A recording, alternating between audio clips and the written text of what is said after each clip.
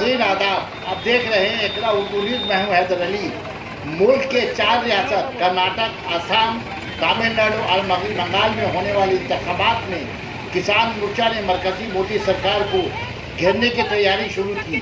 आज मगरबी बंगाल किसान पंचायत के ज़ेर एहतिमाम प्रेस क्लब से रामलीला पार्क तक महारैली मोदी हटाओ देश बचाओ नारों के साथ जंग का ऐलान किया।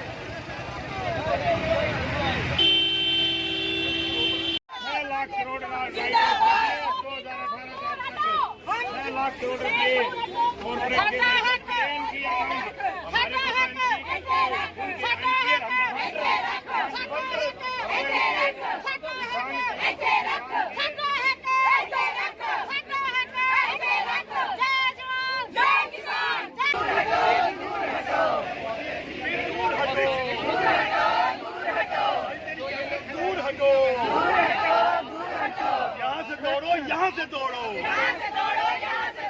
तेरे किसान बिल वापस लेने होंगे।